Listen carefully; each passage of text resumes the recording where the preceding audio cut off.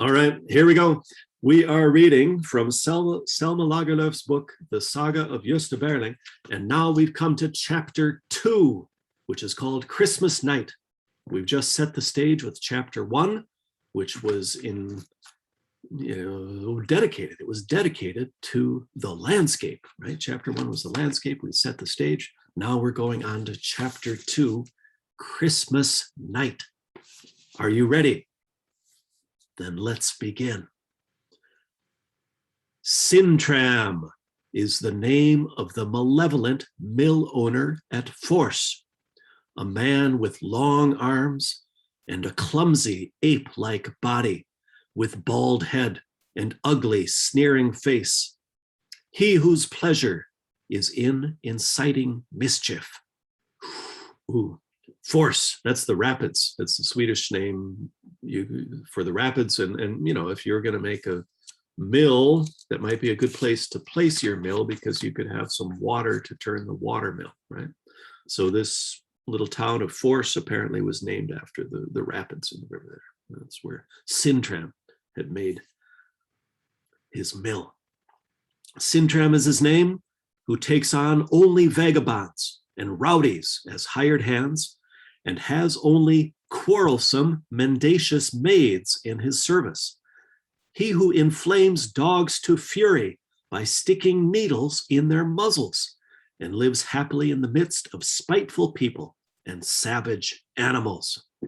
Sintram is his name, whose greatest joy is to dress up in the form of the foul fiend, with horns and tail and horse's hooves and hairy body, and suddenly emerging from dark corners, from baking oven or woodshed, to frighten timid children and superstitious women.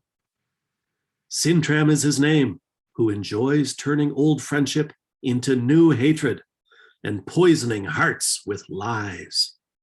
Sintram is his name, and one day he came to Ekeby. All right. Pull the big wood sledge into the smithy, let it stand in the middle of the floor, and lay a cart bed over the stakes.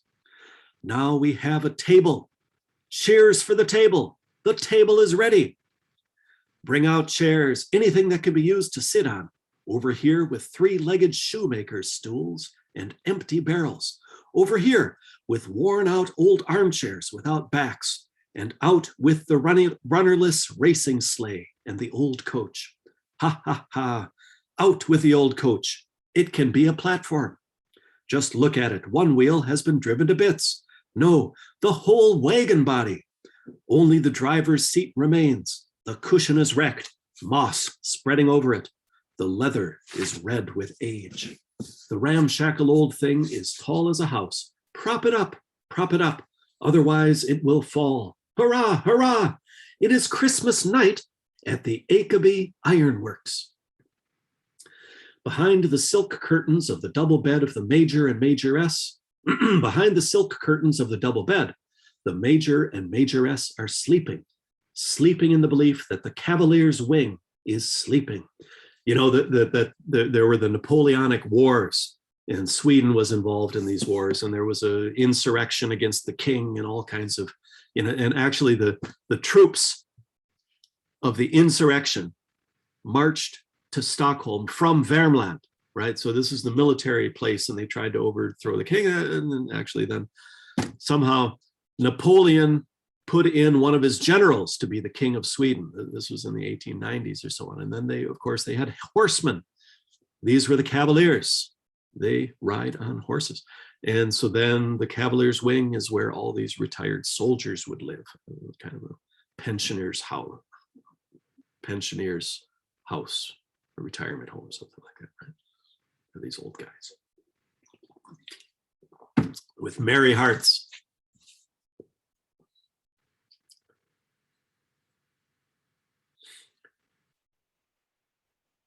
The Major and the Majoress believe that everyone in the Cavalier's wing is sleeping. Hired hands and maids may sleep, heavy with porridge and bitter Christmas beer, but the gentlemen in the Cavalier's wing, how can anyone think that the cavalier's wing is sleeping. No bare-legged smiths are turning the molten pieces of iron. No soot-covered boys are pushing coal barrows. The great hammer hangs from the ceiling like an arm with a clenched fist. The anvil stands empty. The furnaces do not have their red maws open to devour coal. The bellows are not creaking. It is Christmas. The smithy is sleeping. Sleep, sleep, O you human children, sleep while the cavaliers are awake. The long tongs stand upright on the floor with tallow in their claws. From the shining copper 10-pot kettle, the blue flames of the brûlot flare high up against the darkness of the ceiling. Beerenkreuz's horn lantern is hanging up on the tilt hammer. The yellow punch glistens in the bowl like a bright sun, right? And that's a drink that you have on Christmas, the punch. There are tables, there are benches. The cavaliers are celebrating Christmas light, celebrating Christmas night in the smithy. There is merriment and clamor, music and song, but the din of the midnight feast awakens no one. All the noise from the smithy dies away in the powerful roar of the rapids just outside. There is merriment and clamor. Imagine if the majoress were to see them. And what of it? She would certainly seat herself among them and empty a goblet. A capable woman she is. She does not turn away from a thunderous drinking song or a game of kille. The richest woman in Värmland, plucky as a man, proud as a queen. She loves song and sounding fiddles and hunting horns. Wine and card playing she likes, and tables wreathed with happy guests are her joy. She likes to see the storehouses being used, dancing and merriment in chamber and hall, and the cavalier's wing filled with cavaliers. Look at them round the bowl, cavalier by cavalier. There are 12 of them, 12 men.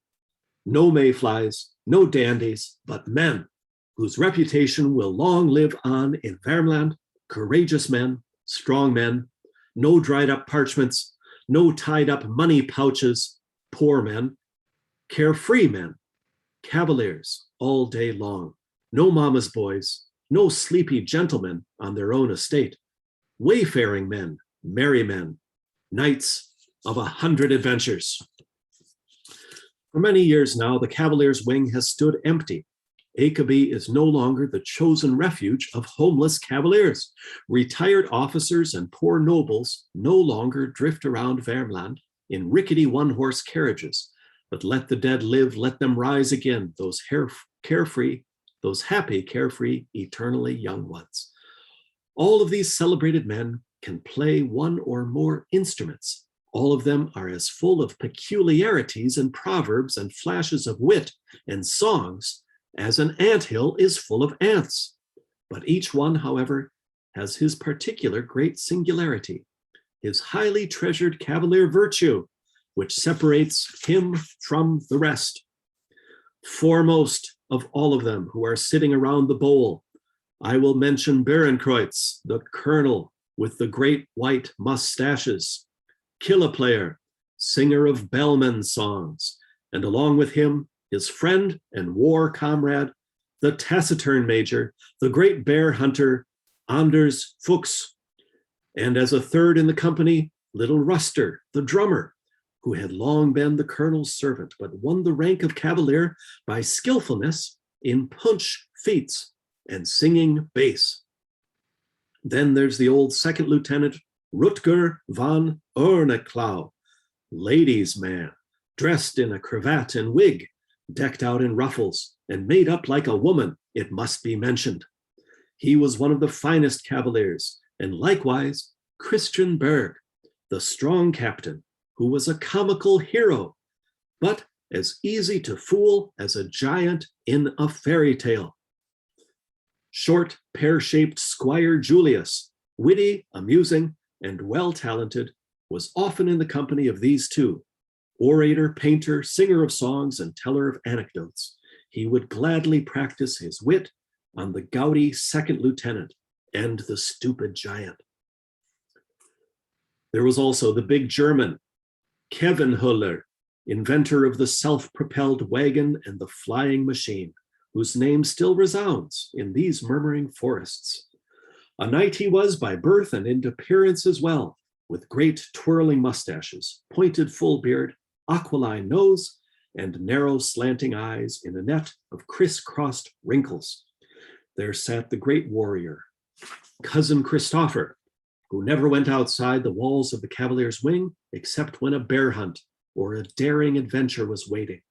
And next to him, Uncle Eberhard, the philosopher, who had not drifted to Ekeby for pleasure and games, but rather to be able, undisturbed by the worries of making a living, to fulfill his great work in the science of sciences, philosophy.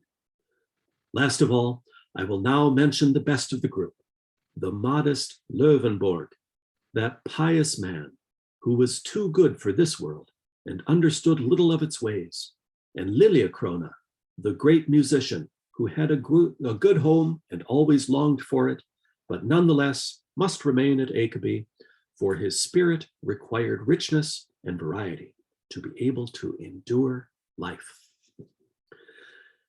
These 11 had all left youth behind them, and several had entered old age, but in the midst of them there was one who was no more than 30 years old and still possessed all the powers of soul and body unbroken. This was Gösta Berling, the Cavalier of Cavaliers, who all by himself was a greater orator, singer, musician, hunter, drinking champion, and player than all of the others. He possessed all the Cavalier virtues. What a man the Majoress had made of him. Look at him now, standing up at the rostrum. The darkness settles down over him from the black ceiling in heavy festoons. His fair head glistens out of that darkness like one of the young gods, the young bearers of light who organized chaos. There he stands, slender, beautiful, adventurous. But he speaks with deep gravity. Cavaliers and brothers, it is almost midnight. The feast is far advanced, and it is time to drink a toast to the 13th at the table. Dear brother Gösta, calls out Squire Julius, there is no 13th here. There are only 12 of us. At Ekeby, a man dies every year, Gösta continues in an ever gloomier voice. One of the guests of the Cavalier's wing dies, one of the happy, the carefree, the eternally young ones.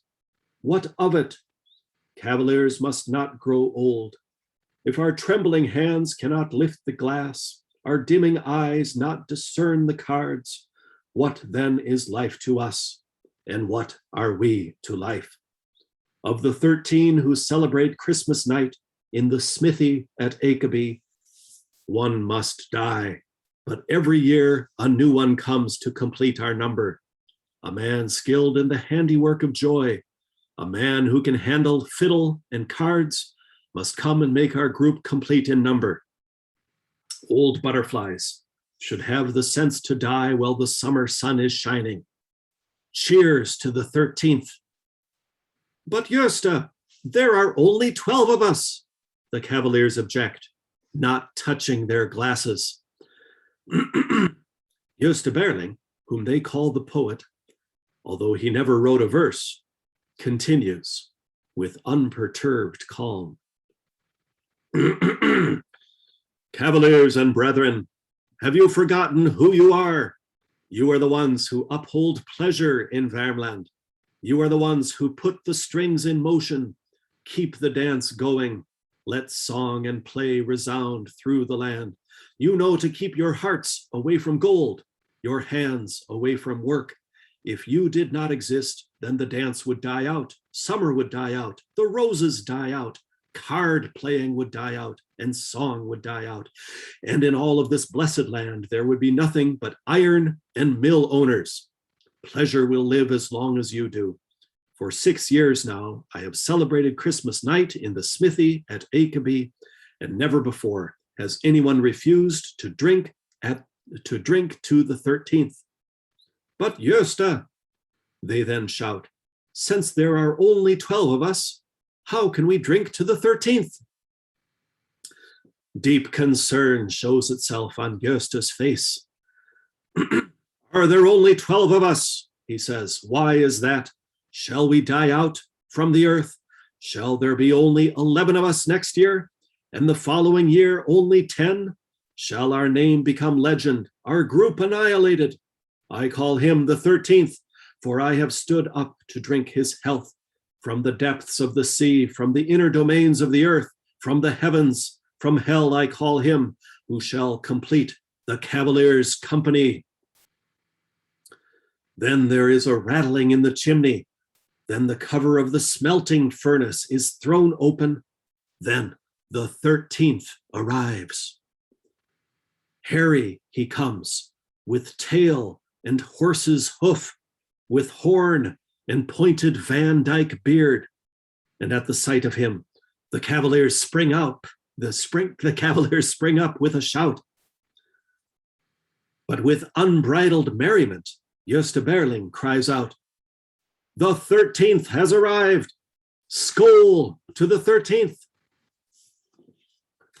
So he has arrived, the ancient enemy of mankind, come to the bold ones who disturb the peace of the holy night, friend of broom-riding witches, who signs his contracts in blood on coal-black paper, he who danced with the countess at Ivarsnäs for 7 days and could not be driven away by 7 ministers, he has arrived.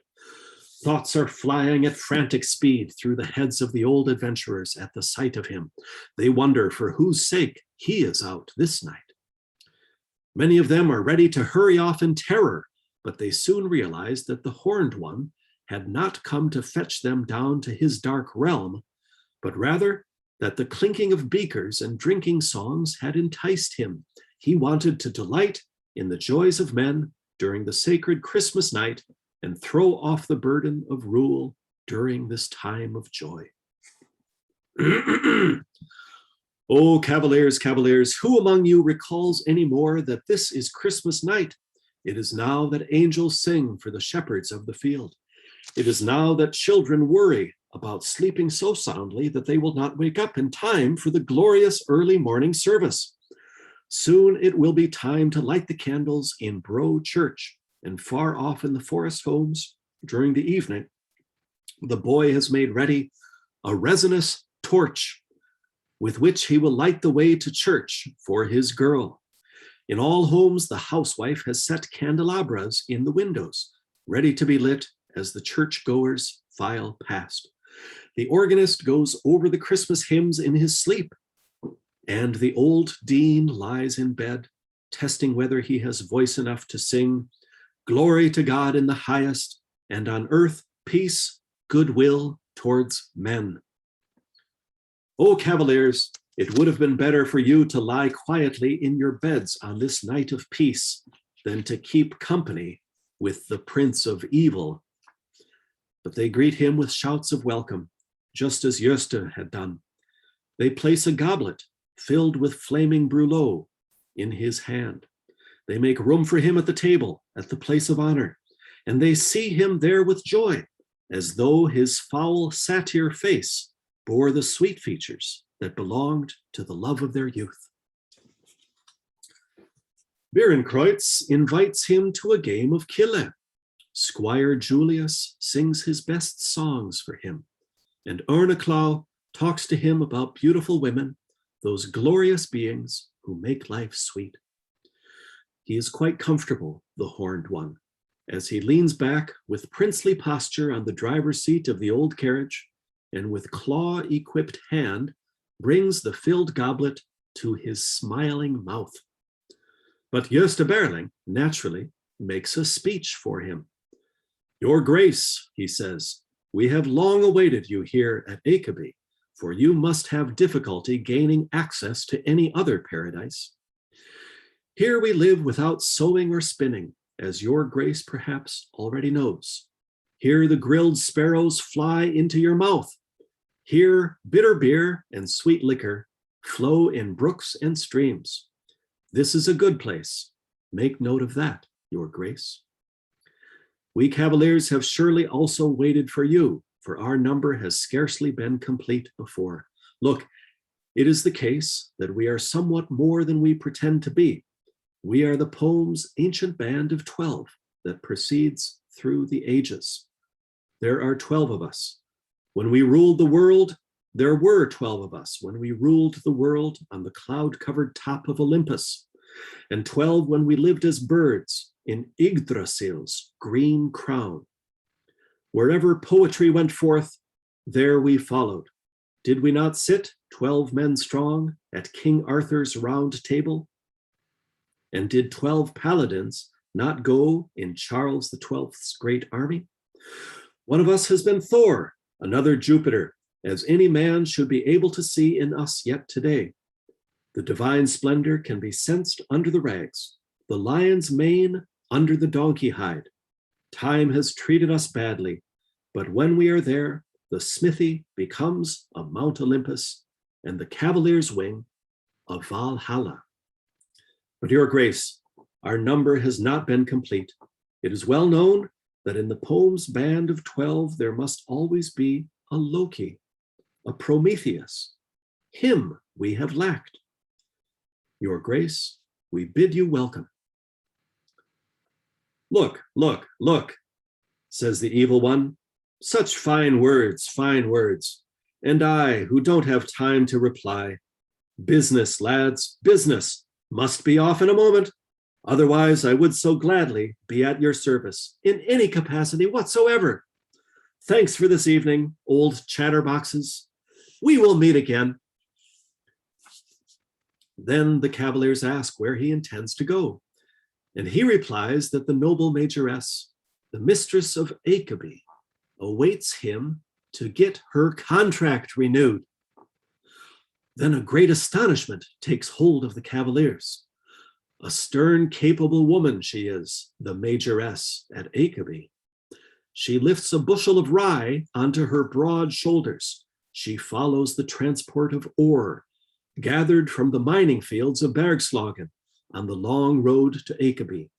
She sleeps like a peasant driver on the floor of the barn with a sack as a pillow. In winter, she may keep watch over a charcoal stack. In summer, follow a raft of logs down Leuven. She is a commanding woman. She swears like a street urchin and governs her 7 ironworks and her neighbors' farms like a king, governs her own parish and the neighboring parishes, yes, the whole of beautiful Värmland. But for homeless cavaliers, she has been like a mother, and therefore they have kept their ears closed when slander whispered to them that she was in league with the devil. Thus they ask him with great astonishment what kind of contract she has made with him. And he, the black one, answers them that he has granted the majoress her 7 ironworks against the promise that every year she would send him a soul. Oh, what terror now constricts the hearts of the cavaliers. Of course they knew it, but they had not realized it before. At Achabe, a man dies every year. One of the guests of the cavalier's wing dies. One of the happy, the carefree, the eternally young dies. What does it matter? Cavaliers must not grow old. If their trembling hands are not able to lift the glass, their dimming eyes not able to discern the cards, what then is life to them? And what are they to life? Butterflies should have the sense to die while the sun is shining. But now, only now, do they grasp the proper meaning of things. Curse that woman. That is why she has given them many a good meal.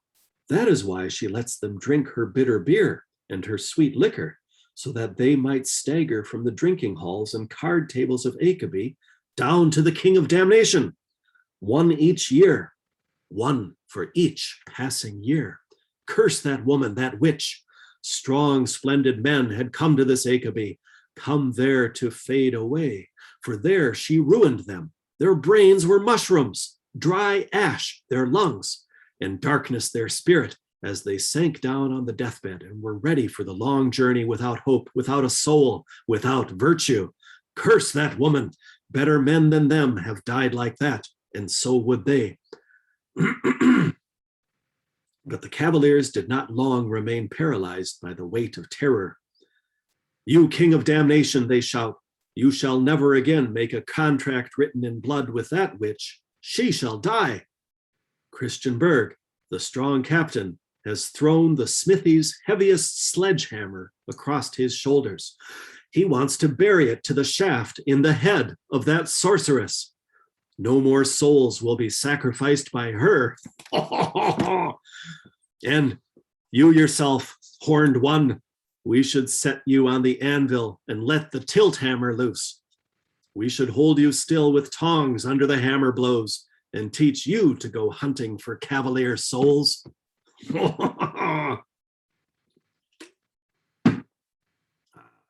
He is cowardly, the black gentleman.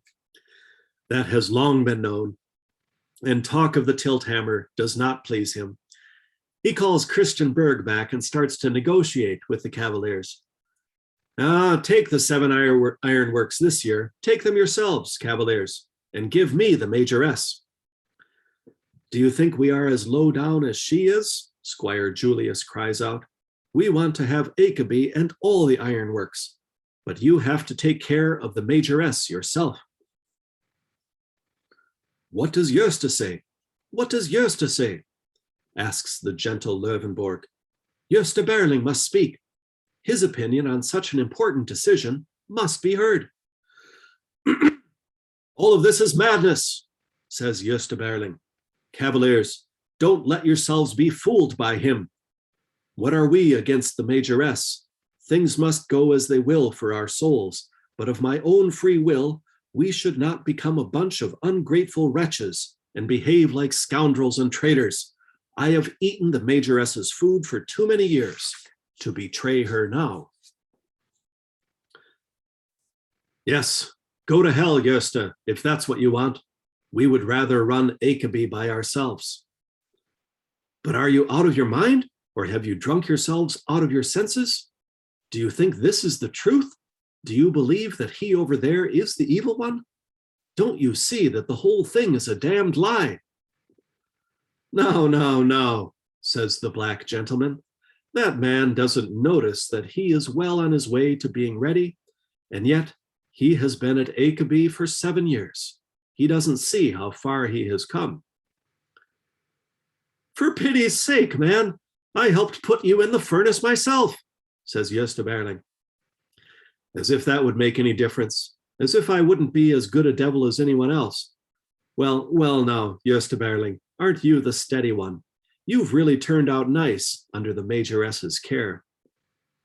She is the one who rescued me, says Gösta.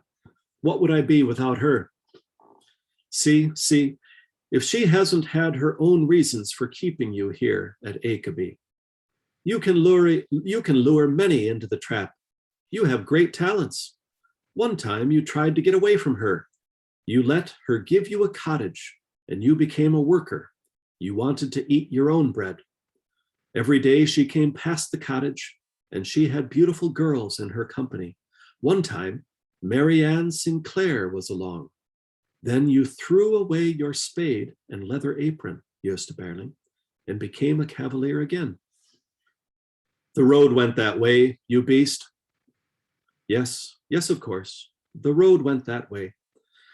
Then you came to Borg, became a tutor there for Henrik Dona, and just about became Countess Märta's son-in-law. Who was it who caused young Ebba Dona to hear that you were only a defrocked minister, so that she turned down your offer? It was the majoress, Gösta Berling. She wanted you back. What of it? Said Gösta. Ebba Dona died shortly thereafter. I never would have had her anyway. Now the black gentleman came up close to him and hissed right in his face. Died, yes, of course she died. Killed herself for your sake, she did. But they haven't told you that yet.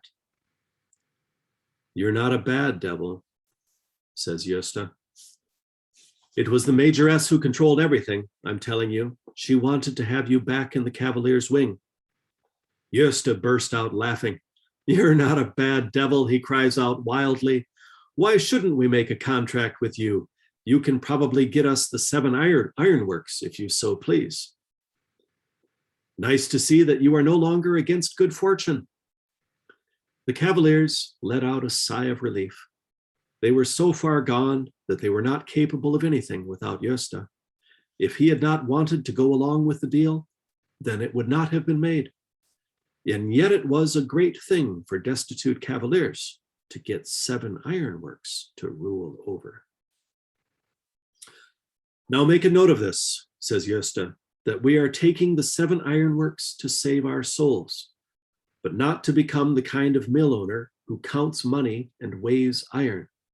We will not become dried up parchments, nor tied up money pouches, but rather we will be and remain Cavaliers. Wisdom's own words, mumbles the black gentleman. Therefore, if you want to give us the 7 ironworks for 1 year, then we will accept them. But note that if during that time we do anything that is not like a Cavalier, then you may take all 12 of us when the year is out and give the ironworks to whomever you wish. The evil one rubbed his hands together with delight. But if we always behave like true Cavaliers, continued Gösta, then you may never again make a contract on Ekeby, and you will receive no payment for this year, either from us or from the Majoress. That is hard, says the evil one. Oh, dear Gösta, I really ought to get 1 soul, 1 single poor little soul. Couldn't I get the Majoress then? Why are you saving the Majoress? I do not trade in such wares, roars Gösta. But if you want to have anyone, then you can take old Sintram at force. He's ready. I can answer for that. There. That sounds all right, says the black gentleman without blinking. The Cavaliers or Sintram, they can balance each other out. It will be a good year. And then the contract was written with blood from Gösta Berling's little finger on the evil one's black paper and with his quill pen. But when it is done, the Cavaliers rejoice. Now all the world's glory shall belong to them for 1 year, and then there is always some way out. They move the chairs aside, form a circle around the kettle of brûlot, standing in the middle of the sooty floor, and swing around in a wild dance. At the center of the circle, the evil one dances with high leaps, and at last he falls down flat next to the kettle, tips it over, and drinks. Then Berenkreutz throws himself down beside him, and likewise Gösta Berling, and after them all the others lie in a circle around the kettle, which is rolled from mouth to mouth. At last a shove tips it over, and the hot sticky liquid washes over the prostrate men.